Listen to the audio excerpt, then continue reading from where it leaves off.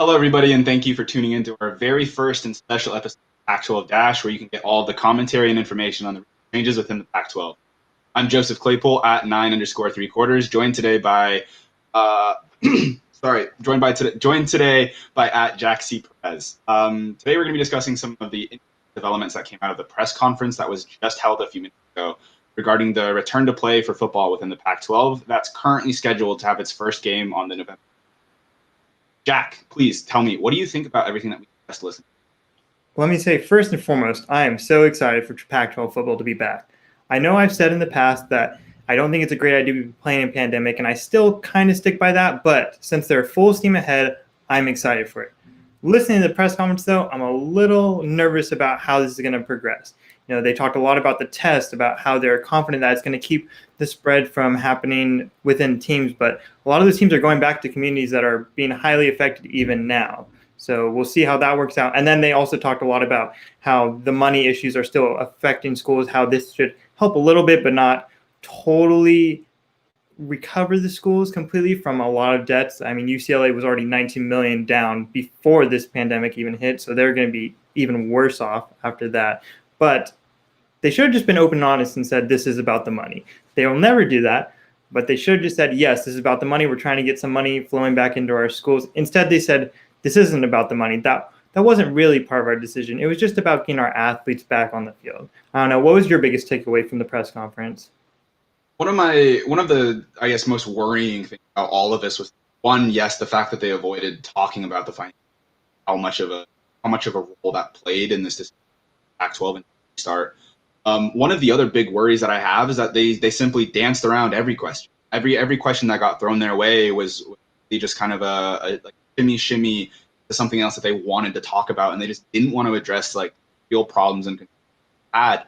They obviously had one question.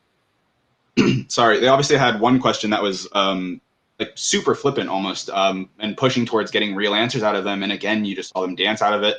I had a question I wanted to answer. What with critics coming out and saying the Pac-12 has been too slow in restarting play, I'm very worried now if they have a plan at all, if things get worse, what they're going to do to terminate play, and if that's going to take as long as it did to return, how bad and how worrying the consequences are very slow all from a season.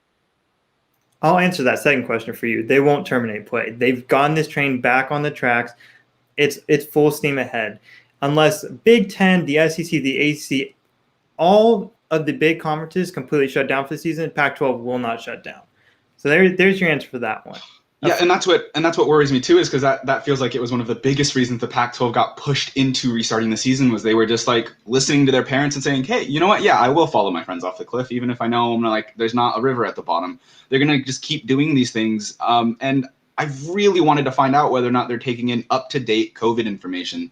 There's been a crazy bump in cases in I think of 7% over the past week, just reported by the New York Times today, and 4 of the 5 states that participate in the Pac-12, I might have that wrong, it might be 5 of 6, have had crazy increases in new cases and new case rates that just weren't addressed during this. And I'm worried that they're just not taking into account that we're currently seeing the start to a trend and an uptick of new cases. An uptick of new cases as students start coming back to campus in the Pac-12, and how worrying that can be with what seems to be a disjointed conference and what may be a disjointed behind the scenes working and discussion. Right. I mean, we saw right as USC started coming back to school, they had a big increase in cases. And today, Boulder was announcing that they're not going to be really able to practice, at least for the next couple of weeks, because they have had a lot of cases recently. I'm also a little bit worried about the fact that they don't have a schedule ready. I know that they just voted today, yes, we're ready to come back, but they were supposed to vote on that last week, and they've now had 6 days to think about that. They didn't have like a preliminary schedule to just come out and say, yeah, we're back. You know, here's our schedule. Here's who UCLA is playing week 1. We got UCLA, USC. We got Washington State. We've got Stanford, Cal, all week 1. They should have had something ready to have at least a little bit of good PR, because the only good PR they're having now is you're last to come back. And while it's good that they're coming back, at least from their standpoint, it's you're last. As always, it seems like Larry Scott and his team are falling behind once again. Yeah, and the other worrying things too that came out of it when they were discussing the schedule was that they didn't seem 100% in agreement or even confident in what their idea was to have your 5 games within a division, have one possible crossover game that was confirmed to count towards the college football playoffs in that consideration, as well as a to be determined game that they haven't even figured out as part of the schedule, and they're not even sure yet who we're going to be crossing over with within the Pac-12 when these when even like I don't know. It's a big mess, the schedule, and they did nothing to alleviate my worries about us heading into the season so early. My favorite part of that was when they said they had a debate over whether the cross-divisional games would even count towards the Pac-12 championship decider, Yeah. as if that should matter. It's happened every single season. I don't think that should have been really a big debate there. I will give the Pac-12 one prop here. They did a really good job of making the November 6th, 7th start. Whether they're going to start on that Friday is up in the air. It was kind of weird when they said November 6th when we were all expecting a Saturday start, but that's kind of semantics. I'm glad they decided November 7th. Push Yeah. it a couple weeks. Sorry, keep going. Give them a little bit of time to make sure that everything's working. Make sure your athletes are fully prepped for the season. Even if it is only some game seasons, football is a wear and tear game. And if you are not ready for that impact, you could be out quickly. I mean, we saw in the NFL this past week, so many guys getting injured, especially the start. They didn't have a preseason. They had an abbreviated training camp. They just weren't ready for the physicality of it. We haven't seen that at the college level yet, but even mentioned the press conference was that the Mountain West might be taking a vote tomorrow about whether to come back on October 24th. The Big Ten has said they're coming back October 24th too. You're wondering if maybe they're not having enough time to get ready for these grueling seasons. I mean, the Big Ten with a 9-game season, and you're only going to have a few weeks to prep for that. It's a little rough. Yeah, I mean, warming up and getting started is the first thing you do before any game in practice. And in terms of like that big picture aspect of warming up to get into your season, that time's been cut really short for a lot of these teams that haven't had the extra practices like UW or some other schools where they've been practicing already in these 12-hour weeks, and they've been getting those hours in and been getting physically ready. And then you've got to worry about some of these other teams that are going to come into this November 6th weekend with only 5, 6, maybe 6.5 weeks of like conditioning and play with practice and pads where they feel ready to go for their first game and not have injuries just riddled throughout your field. Another thing I wanted to touch on too is how they keep talking about how they've been having discussions and having debates and been having these really long talks. And then funnily enough, we pointed out while watching the conference together, they had leaked their biggest decision 7 minutes into the conference, I think, into their closed doors conference. 7 minutes into that, they had leaked the start date, the title game, as well as a few other details. How long do you think they actually spent discussing these issues and problems? It seems like they have spent the last week doing this. I'll give the Pac-12 a little bit more credit, and they didn't rush this decision. Whereas some people said, come back. Big Ten's already back. Mountain West is looking like he's coming back. Every other conference is playing already. They didn't rush this decision. I think because all of us expected them to say, yes, we're ready to go. And they came into the meeting, and within a few minutes, Wilner had already reported that, oh yeah, they voted yes, and they're now just kind of working out the details. That's a good sign. That means they were all on board. That means it was unanimous. That means it was the right decision for the conference, at least from the presidents, from the athletic directors, from the Larry Scott's point of view. They were all in agreement there. So that you can give them props on that. The unanimity of this conference has been good throughout this. You're not the Big Ten where it seems like they're always fighting with each other depending on the schools. I mean, there's some smart schools in this conference, and there are some really academically focused schools. We saw the Ivy Leagues way, way long ago say that they're canceling everything, and they're supposed to be the smartest schools in the country. I mean, and then Pac-12 followed shortly after. And if they're really trying to push that we're academically driven and that it's not just about the sports, it's about academics too, you have to allow for time for debate and time to really work out and deliberate over your decisions. You can't just rush this like I feel like the Big Ten did very much rush this. Are you worried at all that maybe even with how long it's taken the Pac-12 to push into a regular season start, do you think the Pac-12, even with this decision today, has rushed anything at all? I mean, they've got their sponsorship with the medical company to provide tests. They've got a few weeks for training camp, for conditioning. I mean, maybe they're rushing it because of the fires recently that have been affecting the West Coast. the COVID numbers are on the rise again. Maybe they should have waited a week to see if they would continue to rise or if they drop off again. But the Pac-12 has really been pretty deliberate in this. And while that's bad for most fans that wanted a quick decision of this, it's good from a conference standpoint. At least you're making these decisions with all the knowledge possible. Do you think that maybe they should have rushed this a little bit more? I think they might have wanted to take a little bit more time even. I at least discounting the financial negatives that would come out of not having a season at all, I definitely think that the smartest move would have been to take maybe one more week, maybe a couple more days just to see how things are going. I mean, I've talked about it already, and I've been talking about it all of the episodes of Husky Dash so far. And just seeing that there's these new cases that keep coming up, there's new trends that go upwards, and you never know the way winds are going to shift. I mean, to take an analogy with Seattle weather, we've been having just bright, sunny sky days. And then out of nowhere for a week, we're cloudy and fogged. And then today we've had our first rain in months, and there were just torrential downpours. And knowing the PNW, knowing the West Coast, like we kind of follow with our weather. And this is dragging off to be a terrible analogy, but I'm worried that if the winds shift too quickly back to the negative and these trends start to go up and up and up, is we're not going to be ready, and we're not going to have the contingency plan to be ready to counteract any negative consequences that come out of a football season, as well as that being timed up with students coming back to school at the same time. Yeah, if the Pac-12 really wants to compete for a college football playoff spot, which they've said multiple times that they think that they should be competing for that, they have 7 games in 7 weeks. That gives you no room to try to maneuver stuff around. If an Oregon game gets canceled week 3, there's nowhere to go from there. Do you still put them in the conference championship game if they go 5-0 or 6-0 in conference, compared to a team that maybe went 7-0 or even 6-1 in their conference? I mean, that championship game.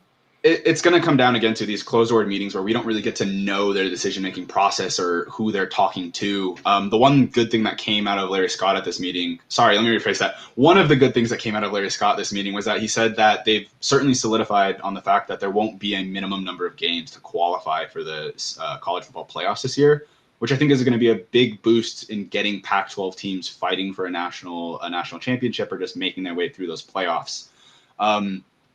One thing that does worry me, though, is the year-to-year bashing of the Pac-12 on strength of schedule and how that's going to play into the CFP committees deciding on who from the Pac-12 gets to make that run, especially when we only have 7 in games.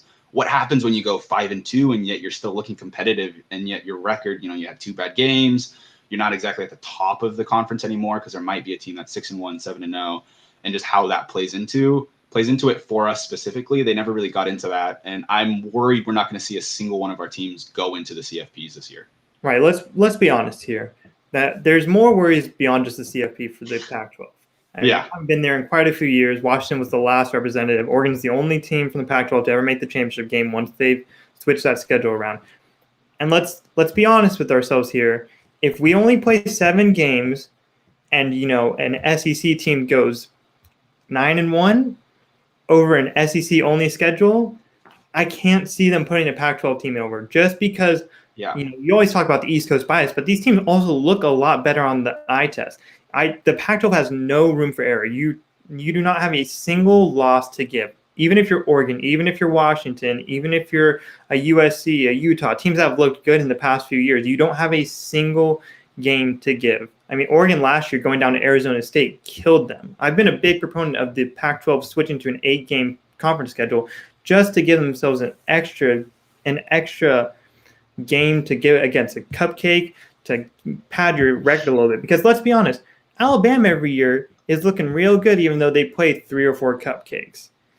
Yeah, it doesn't affect you. A 12-0 record, even if you play a horrible schedule, unless you're a UCF or a Group of 5 team, any Power 5 team that goes 12-0, 13-0, wins the conference championship is getting into that playoff spot. Well, yeah, without a doubt. I mean, no matter how tough your schedule is, whether it's super weak in a tune-up game or if it's like a crazy like number 1 versus number 2 ranked game, if you go undefeated, that's a statement. You went 13 weeks of the year where you played 13 different teams and you went 13-0. I mean, like undefeated like speaks for itself. I'm just trying to build up the drama here, but like, yes, you're right. Any SEC team that goes 13-0, 9-3, 8-4, even maybe. I mean, like that's still one win more over any Pac-12 possibility this season. And just going 8-1 in an SEC league might just push out any chance the Pac-12 has of getting into the college football playoffs. Yeah, how do you look good if you're in Oregon and you're playing, Oregon State? Oh, sorry, we got some breaking news here. Hold on. What did this say? Yeah, breaking news. The USC athletic director, Mike Bone, says that the football team will continue to go through a 20-hour work week until they start training camp. He does not expect them to be on the field as a team until early October. He's also said that them working with state and local officials to push forward those guidelines to allow them to work up into those 20-hour practice weeks are still a work in progress.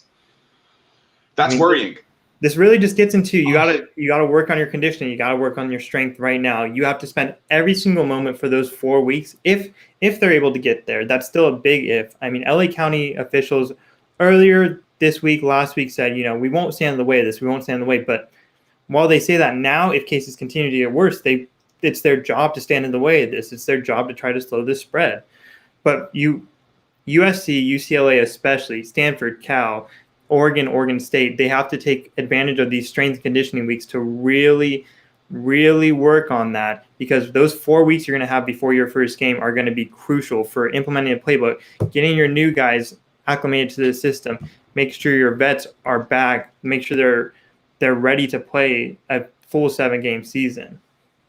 Yeah, and for those, I don't know if 4 weeks is going to be enough for these teams. Like, we might be seeing a lot of teams that originally within Pac-12 conference may have been ranked 1, 2, 3, lose out on their first week just because some of these other teams in the conference, like the Washington, Colorado, Utah, the Arizona schools, have been having these 20-hour a week practices already, where they've been conditioning and have been working out these new inputs to their offenses and their defenses, their special teams, all these new pieces having time to fit together.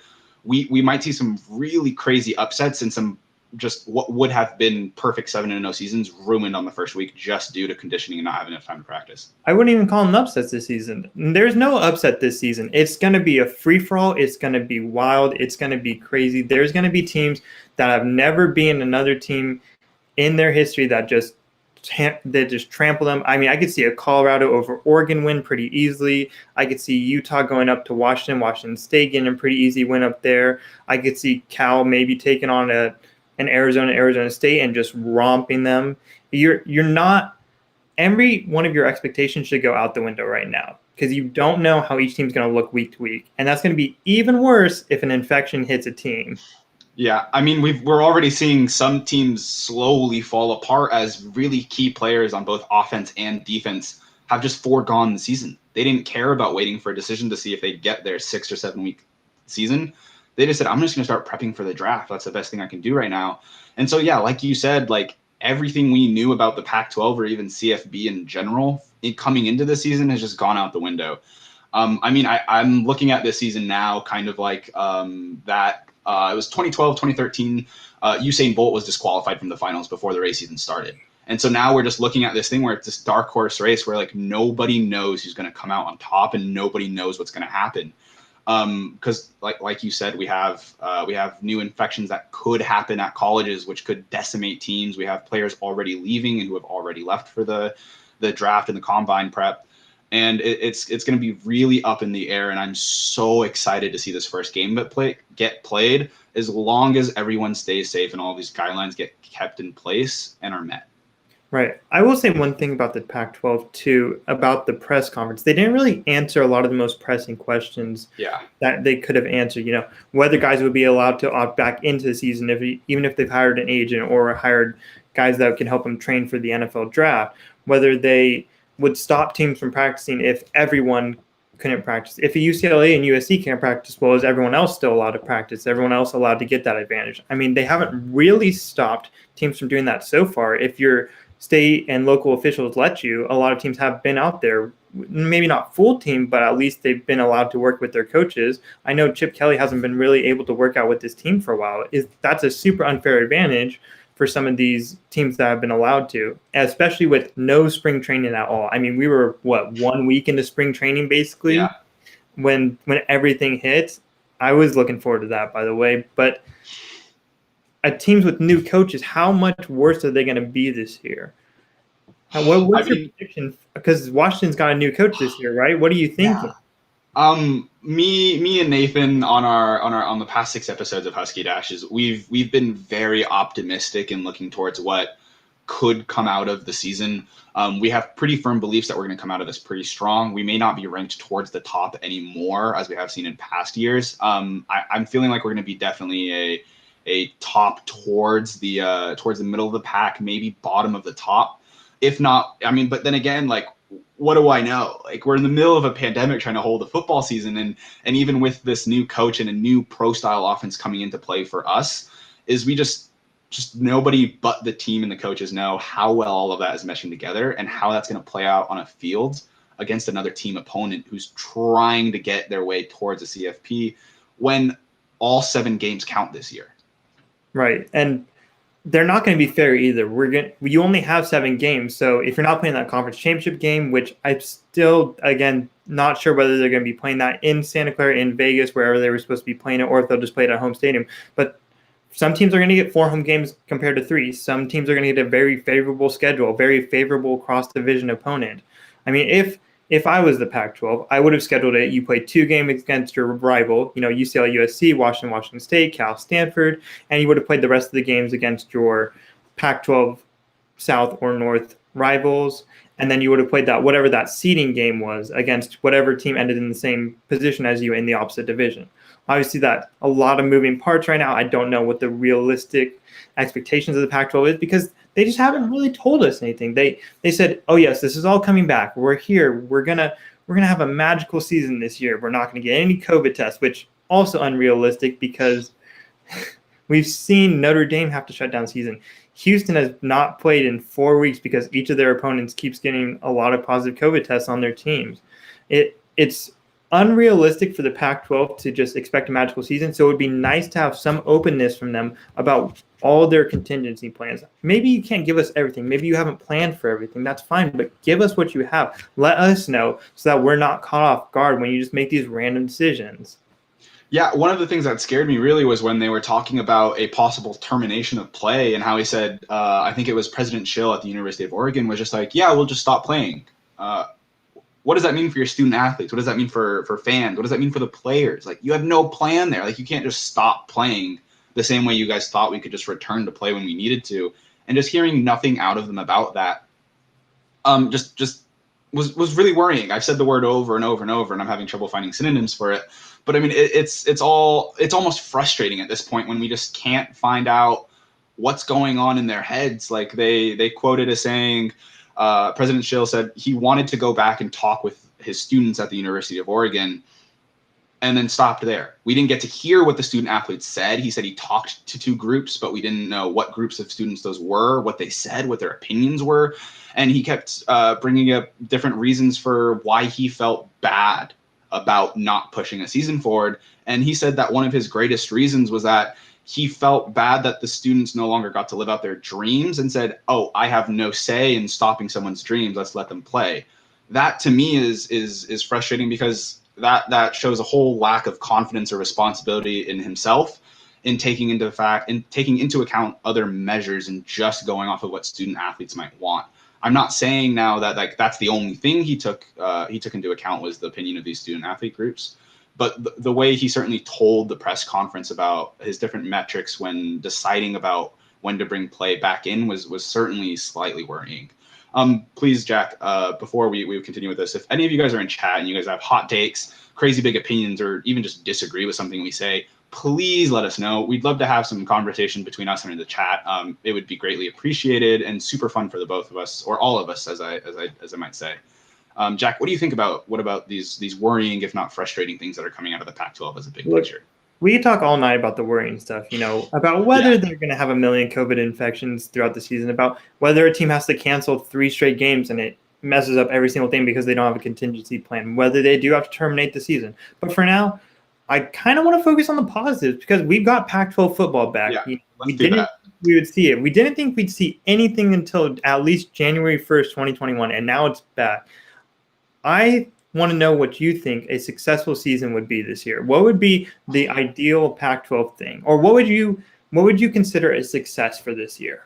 So I have two definitions of success for this year really in my brain. One is framed through like COVID, the coronavirus, the pandemic, and the other obviously through being a winning season. Seeing a perfect or a great season, even just health wise, would be success for me alone. If we could see most of our teams hit the field and most of those teams hit the field, that would be a success to me. Just seeing healthy players playing football, even if it's not exactly the matchups you were hoping for, the entertainment value we were searching for during the pandemic. As long as those teams and players hit the field healthy and get to play, I'd consider that a success. On the flip side of the coin, though, if we're seeing like games that have to get called off halfway into the second half because we've just had 5 of our quarterbacks injured. We're now at our second string cornerback who threw in middle school playing quarterback for us halfway into the sport. If we're seeing that come up consistently week to week, like this is not going to be a successful season. I don't care if you're making money. I don't care if you're seeing football. If players are getting hurt, players are getting injured, players are getting sick, players aren't showing up, it's just not a successful football season. I don't know how you want to paint it to make it successful, but I think really just for me in terms of success, it's going to be see teams hitting the field and playing and seeing teams make it through the entirety of the season. I'm actually, while I don't wish injuries on anyone, I think that would be amazing if we saw these wild, fantastical things. That would be so 2020. That would be so Pac-12, especially if they go Pac-12 after dark still. That would be so amazing to see some – you got fifth string quarterback and he gets out there and unfortunately he gets hurt or he can't play or he's not doing too well and the coach decides to replace him with a random defensive player. Just go all out, do something wild. If you're 3-3 and you're banking on this last seeding game to push you into a bowl, even though we don't know exactly what will happen with the bowls. If you were trying to push for an over 500 season, go wild, go crazy. That would be a success to me. If the Pac-12 just lets loose, forget all the expectations. You're playing 7 games. Go hard for all 7 games. Get out there, play amazing football or play fun football. Don't look under everything as if we have to make the college football playoff. We have to get here or else we're going to be compared to all the other conferences negatively and they're going to just think that, West Coast players can't play. No. Be original. Be new. Do something amazing so that you can capture the attention of people that are yearning for something to look forward to. Yeah, and I feel like that's just what a lot of us are looking for right now. And I think just having this date finally set in stone. Like we have a date for our first game. Yes, they've been calling it November 6th, and that's a Friday. Yes, someone asked a question about it being at 9 p.m. Yes, that's going to suck.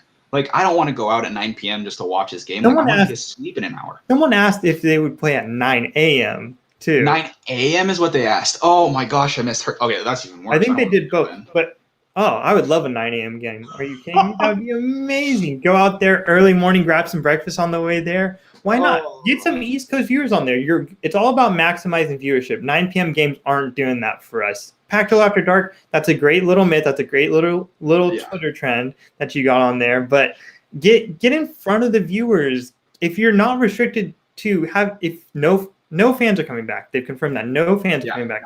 If you can't play in front of fans, when they're at the stadium, at least try to maximize your viewership on TV. I would love 9 a.m. starts, personally. 9 p.m. starts, please no.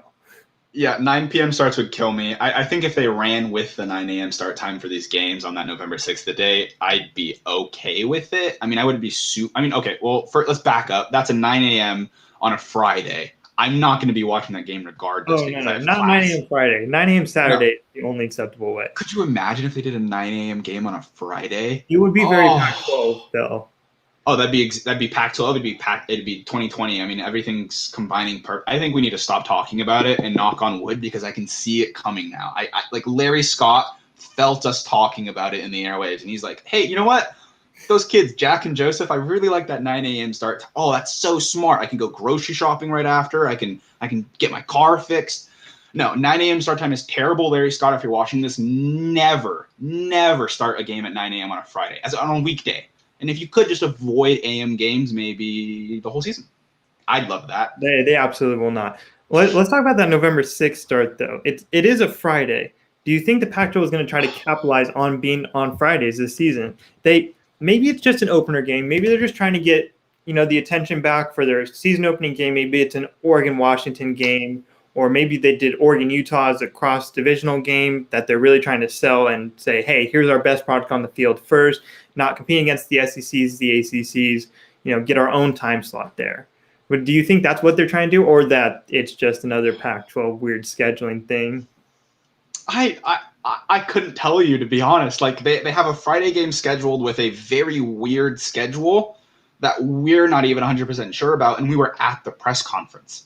Like at this point, I'm not even sure if they know what their schedule is going to be, just based off of the fact that they said, "Oh yeah, there's a 7th game that's just to be determined right now." And I'm like, that's not a set schedule. Like that's not confidence inducing for your fans or for your athletes. And even these coaches now, as we just talked about with USC AD Mike Bone, tweeting out about those things, and just like even the teams aren't currently up to date with what the Pac-12 is deciding, and I'm not sure if no, I take that back. I am sure that this Friday scheduling for November 6th is absolutely a Pac-12 thing, and it's not going to be a Pac-12 thing as in like, oh hey, look at that, like we're progressing. It's going to be a, oh no, yeah, it's just a Pac-12. What are you going to do?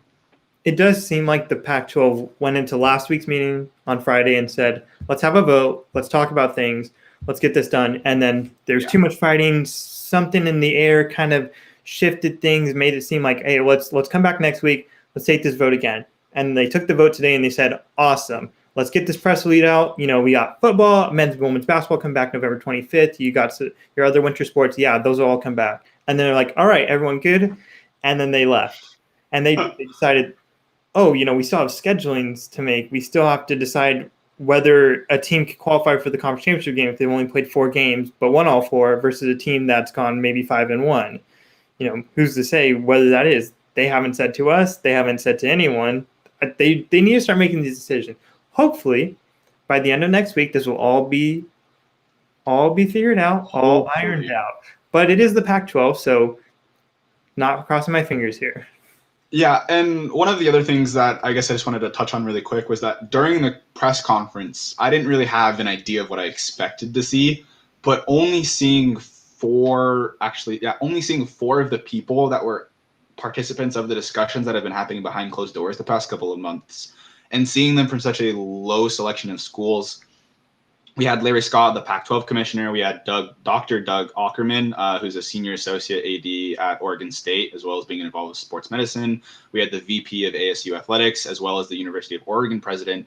Is that I didn't get a feeling of any opinion or interjection from any of these other schools, especially the ones that have the biggest question marks over them right now, like Stanford and the rest of the California schools.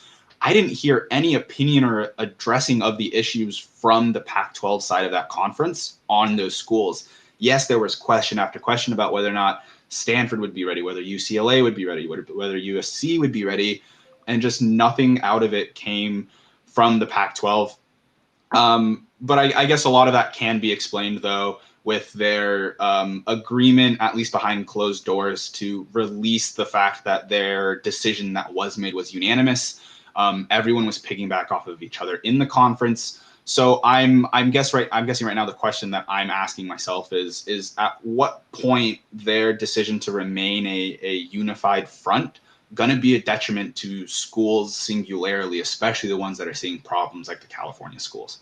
It won't be. They need to make these decisions all or nothing. The Big Ten really suffered from having an 11-3 vote when they were deciding to cut the season short, to postpone it for a while. And then, those Ohio States, those Nebraskas that voted against it were publicly coming out and saying, release the vote, tell us why we're not playing. Then those states were kind of revolting. They were suing. They were demanding. And finally, the Big Ten just relented and said, you know what, we'll come back and play. You want to show a unified front. The Pac-12 has done a really good job of saying, we're going to do this all or nothing. We're not going to let 1 or 2 schools bully us around. It's great that student athletes want to come back, but we have to make this decision based off what doctors are saying, based off what our presidents are saying they're able to do, our athletic directors are able to do. We needed people out here to be unified. We needed to show that, hey, we are an actual conference. We're not a collection of schools. We are one front, and we're going to live or die by what Larry Scott and his team decide. That's all obviously a very optimistic and honestly a factual way of looking at all this. And I wish I could be in full agreement with you that this won't present problems later down the road. But I mean, we've seen problems come out of the Pac-12 even when we were divided, as well as when we were supposed to be a unified conference. We've seen problems jump up. I'm just hoping that they keep it all together as we come out of this pandemic, and I hope that they stay together. Yeah, I don't think your Stanfords and your UCLA's are going to really fight against this. I'm obviously a UCLA student. I had a little bit of a connection there, but UCLA wants to play. They've said they want to play. At least the football team definitely wants to play. Dorian Thompson-Robinson's always tweeting out that he wants to play. I know Martin Jarman has come in and said, we're trying to get these guys playing. Chip Kelly obviously always wants to play. They won't make these decisions just based off what student athletes want, what coaches want. They have to make informed decisions. Gene Block, the chancellor of UCLA, Stanford's presidents, their chancellors, they were making these decisions based off what they know. And these are academically inclined institutions. It's great that the SEC was able to immediately say, yeah, we're just going to play. But no offense to Alabama's and your Tennessees and your Auburns, but UCLA and Stanford have made it very clear that they care about academics first. And a lot of other Pac-12 schools have made it clear that they care about academics first. They care about the safety of their students, of their student athletes, of their coaches, of their staff. They wanted to make that priority number one. Now, they came back today and said, it wasn't about the money, but we know it is all obviously a little bit about the money. But they at least took the time and had the foresight to see, hey, let's make sure that is, if we're going to be liable for anything, we're going to have gone through 100 steps that we tried to stop this. And if it somehow breaks through there, then it's our fault. And, we tried our best. Yeah, absolutely. And that's really all anyone can ask of the Pac-12 right now is that they try their best because, again, like for us, these are players that we'd love to see do well, come into college if they're in the recruiting class or come out and get drafted by a team if they're not. But to them, to other people, like these are brothers and sisters. These are sons, daughters. I'm not going to make a stretch to say parents because I don't think that's true. But I mean, these are family members for so many people across the U.S. When you think about how many universities that play football and are playing football right now, is that sure, we may want to push or other people may want to push for a season to go forward, even when things start to worsen. But again, it's like their health and safety. And I've been preaching this every week. I've been preaching this every episode. I've been preaching this every tweet, every conversation I have surrounding football, is that these players' health and safety comes first and foremost.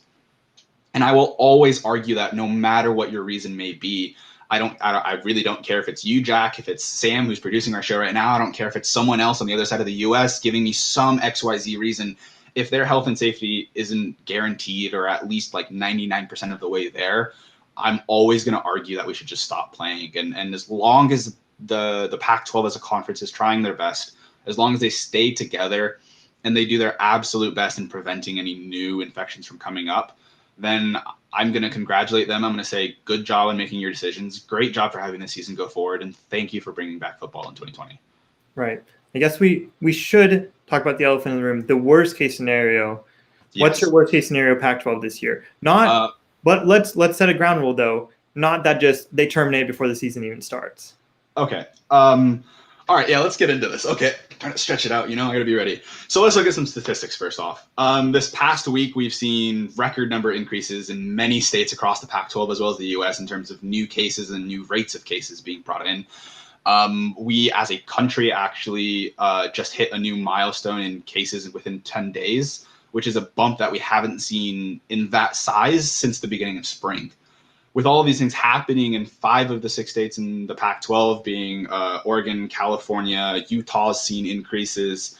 So many of these states have seen increases in cases, and I don't know if those things have been taken into account, but let's say those just continue on their upward trend of new cases every day, new cases every week. If those things go up, and I mean, like there's a bunch of things in the news. I mean, the smoke's starting to clear up, which is great. Those wildfires are starting to be contained. So that doesn't seem like it's going to be a factor anymore as we approach a November start date. But let's just say these trends keep increasing. I mean, we're hearing news about masks coming in from other countries that aren't actually living up to their standards.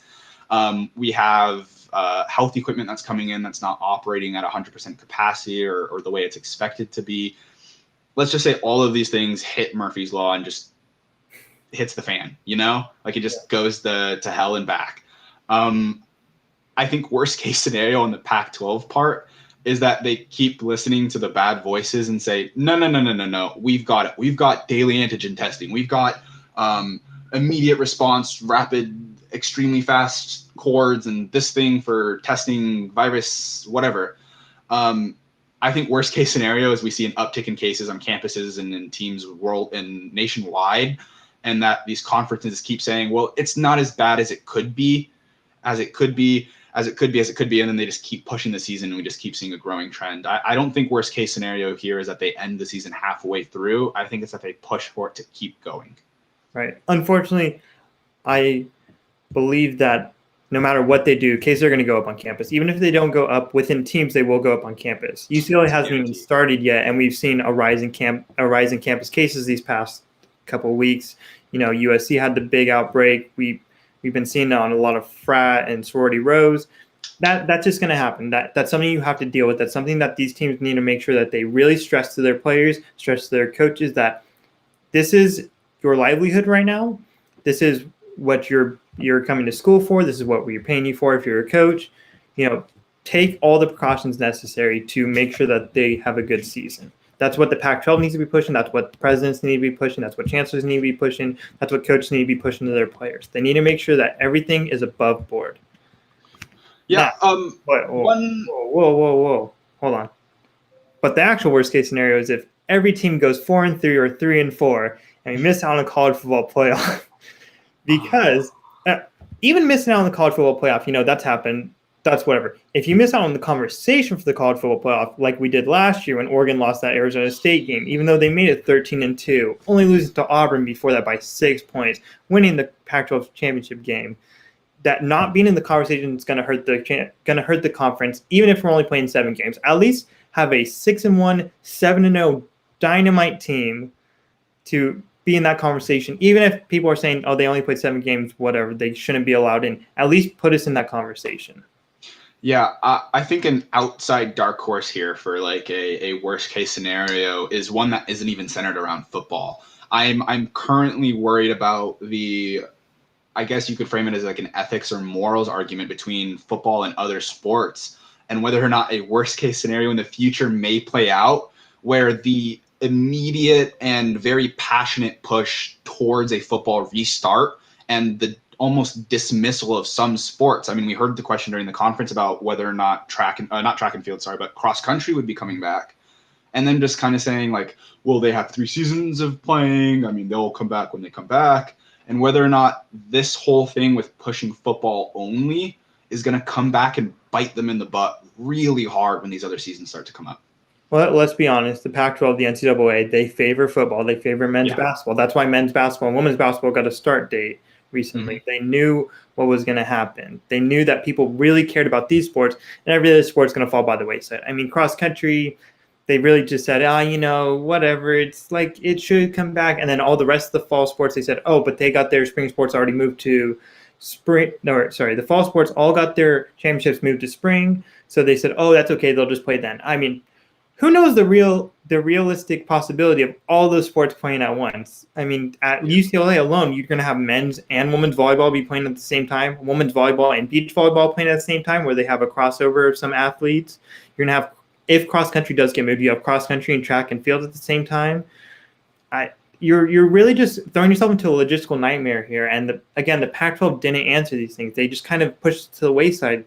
You either have to make a decision or say it's up to the NCAA, but at least be open with people. At least come out and say that you're just leaving it up to the NCAA so that people can get off your backs. Because otherwise, we're just going to keep asking these questions. We know it's about the money if you're bringing football and basketball back, and you're ignoring cross countries, you're ignoring the volleyballs, you're ignoring every other sport out there. Yeah, it's going to come down to whether or not they've been scheduling and planning around these other sports as well, or whether or not their focus has really just been on football. I mean, that's going to be a question that only time can really answer for us, and we're going to find out as the year moves on. I think that's all the time we have left for today, at least for this special episode, Jack. So I just wanted to take the time again to thank everybody who showed up for today. It's very much appreciated. Please reach out to me or Jack on Twitter, DM us, find us on the street if we're out there. Maybe, I mean, it's social distancing. Who knows? You won't recognize me with a mask on. But like, send us questions, send us discussion comments. We'd love to talk with you guys about it. Please follow the both of us with our @ that are on screen, please. You can follow Dashboards itself on Facebook, Twitter, Instagram, and TikTok at Dashboards TV. Please check out our new partnership with sportspac12.com, our new partners for all things Pac-12 football. Also, make sure to follow them on Twitter as well at SportsPac12. Don't forget to catch the best moments from today's special episode at dashboards.tv, as well as clips, quips, streaming schedules, terrible jokes, full episodes. All of that from every school in the Pac-12. That's all on that website. Thank you all. Have a great rest of your nights. This is the Pac-12 Dash signing off.